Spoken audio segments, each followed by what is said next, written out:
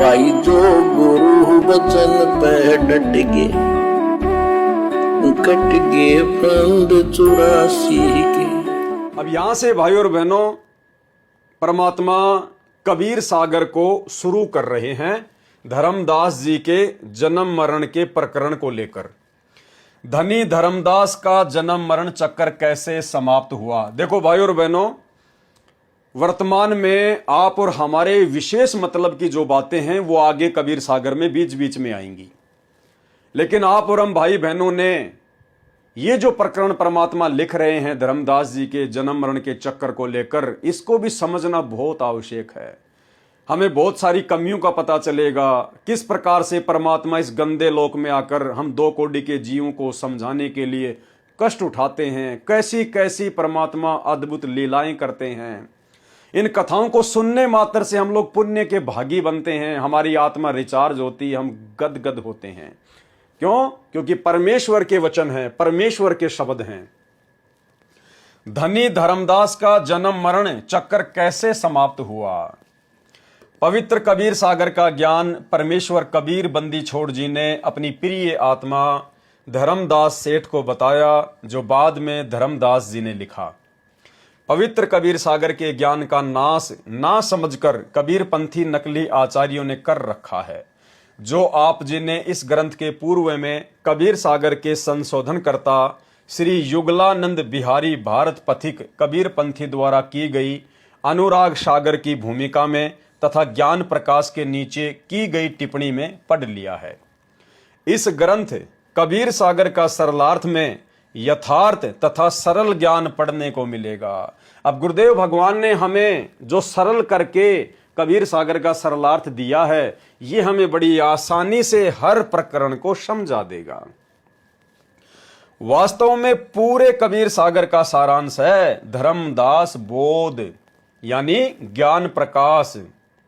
परमात्मा ने अपने प्रिय भगत धर्मदास जी को सत्य आध्यात्मिक ज्ञान बताया, इसलिए कबीर सागर धर्मदास बोध है। यानी धर्मदास जी को परमेश्वर ने ज्ञान समझाया, उसी के माध्यम से परमात्मा ने बहुत सारा ज्ञान कबीर सागर में दिया। तो मुख्य जो अध्याय है कबीर सागर का वो है धर्मदास बोध, यानी ज्ञान प्रकाश, और जिसका विस्तृत वर्णन है ज्ञान प्रकाश अध्याय में। जो छठा अध्याय है, सर्वप्रथम ज्ञान प्रकाश से कबीर सागर का सार लेता हूं। अध्याय ज्ञान प्रकाश, छठा अध्याय का सार परमेश्वर कबीर बंदी छोड़ जी द्वारा सेठ धर्मदास जी नगर बांधवगढ़ प्रदेश मध्य प्रदेश भारत देश को शरण में लेने के लिए लीला का वर्णन है। इसमें पद्य भाग में दोहों तथा चौपाइयों के रूप में वर्णन है, जो जन साधारण की समझ से परे की बात है। क्या कह रहे हैं परमात्मा? इसमें पद्य भाग में एक होता है पद्य भाग और एक होता है गद्य भाग। पद्य भाग किसको कहते हैं? जिसमें दोहे हों, चौपाइयां हो, साखियां हो, वाणियां हो, उसको कहते हैं पद्य भाग। और एक होता है गद्य भाग, यानी जिसमें साथ में अनुवाद भी किया गया हो। तो कबीर सागर जो है पूरा का पूरा वो पद्य भाग में है, दोहों में, चौपाइयों में, साखियों में, वाणियों में। तो गुरुदेव भगवान कह रहे हैं इसलिए इस कबीर सागर को समझना, इसके सार को समझना, ये जन साधारण के बस की बात नहीं है। तो कौन समझा सकता है? स्वयं परमात्मा। क्योंकि भाई और बहनों 21 ब्रह्मांड में तो सभी जन साधारण है, 21 ब्रह्मांड में तो सभी आत्मा हैं, सभी जीव हैं। दुर्गा भी जीव है, दुर्गा भी जन साधारण है परमेश्वर के आगे। काल भी जीव है, जन साधारण है परमेश्वर के आगे। ब्रह्मा विष्णु महेश भी जीव हैं, जन साधारण है। 33 करोड़ देवी देवता भी जन साधारण है, जीव हैं। और हम मनुष्य तो हैं ही जीव। तो भाई और बहनों, गुरुदेव भगवान कह रहे हैं कि जन साधारण के बस की बात नहीं है। और इसीलिए आज तक कबीर सागर के सरलार्थ को लोग समझा तो पाए नहीं, उल्टा अपने मते अनुसार उनका सरलार्थ कर करके, वाणियों में मिलावट कर करके कबीर सागर का बिगाड़ा कर दिया।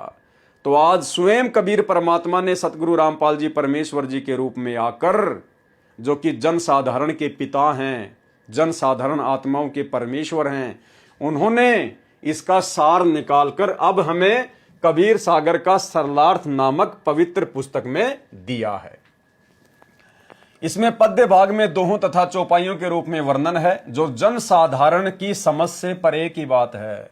इसलिए इसको गद्य भाग में सरल करके लिखना वर्तमान में अति आवश्यक है।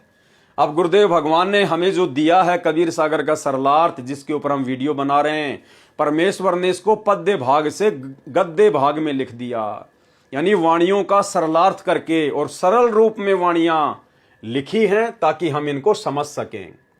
कृपया पढ़ें आगे संक्षिप्त तथा यथार्थ प्रमाणित आत्मा तथा परमात्मा का। जो गुरु बचन पे डट गे, कट गे फंद 84 के, कट गे फंद 84 के, कट गे फंद 84 के।